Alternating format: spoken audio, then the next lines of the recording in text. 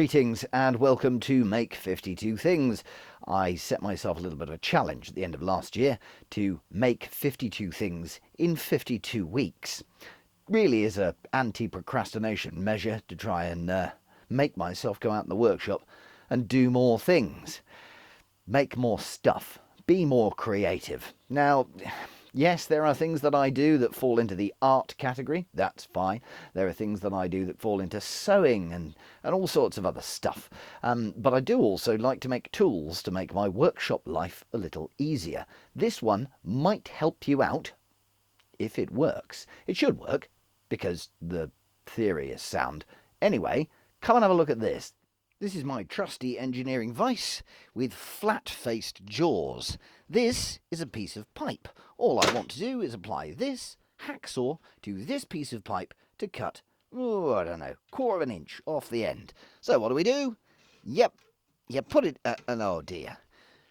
So, well, there you go. So you've got to tighten the vise up a little bit more. And every time you tighten the vise up a little bit more, particularly if the piece of pipe isn't entirely, straight, then you start to make that into an oval, at which point the whole point of cutting pipe becomes superfluous. So what do? Now, if I'm cutting, say, a soft material that is softer than steel, I use these. These are soft jaws. I made these out of a piece of aluminium angle iron like this. I put it in the vise like that. I cut two pieces. I cut a kind of a slit up there, put the two pieces of aluminium angle in the vise, and I battered them down until they were approximately the same shape as the top of the vise. And that's pretty much it.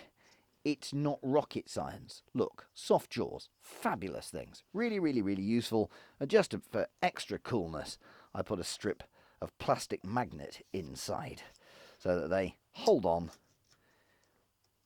relatively well when you open and close the vise and don't ping off or stick to the work. So, thinks I, there's my lovely soft jaws. I wonder if I can make a pair of pipe jaws. Enter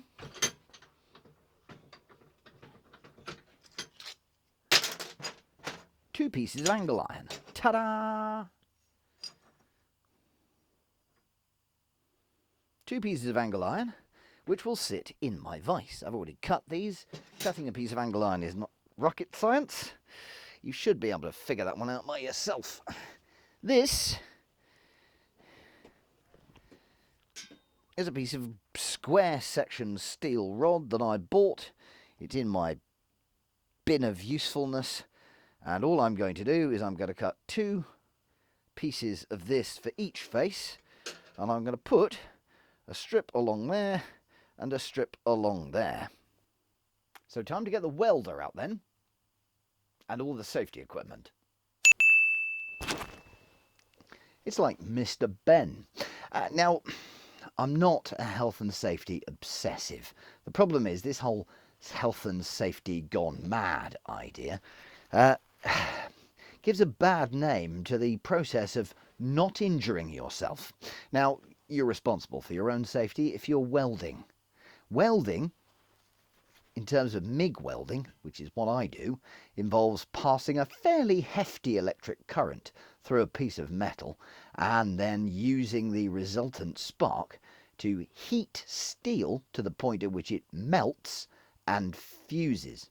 Now, if you've thought through that process and thought, I don't need gloves, then you're an idiot and you shouldn't be in the workshop on your own anyway.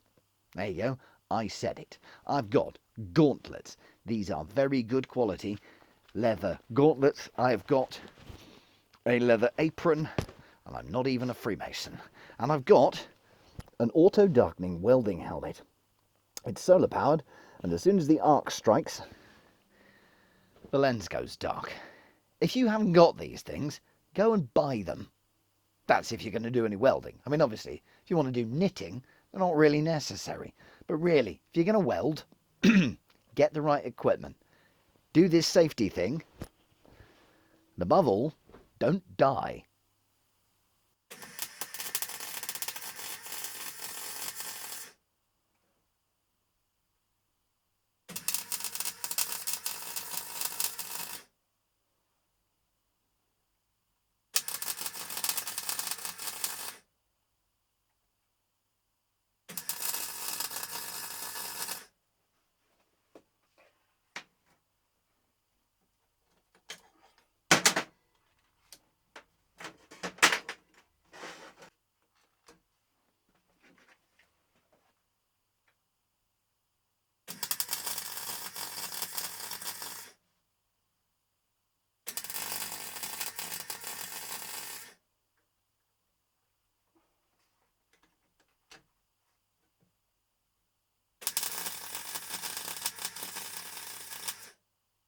So here's what I've made. Basically, 2 bits go on the top like that.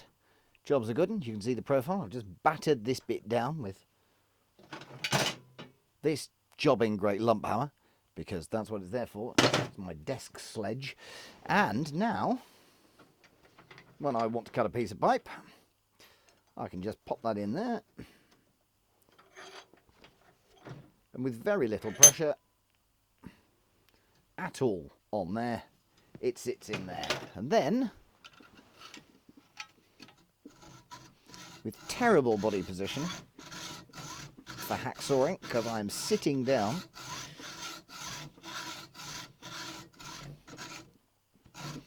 I can now cut a relatively accurately flat piece of pipe. Straight cutting a piece of pipe, rather. Well, I will do. I've got to stand up and get my body position right. Oh, that's dreadful. Anyway, there you go. You get the idea. I've made pipe jaws, and they will make my life a million times easier. I've been meaning to make a pair for years. Never got round to it. Today I have. So there you have it. A pair of pipe jaws for my vice. They're not pretty. The welding's not good, but they do the job.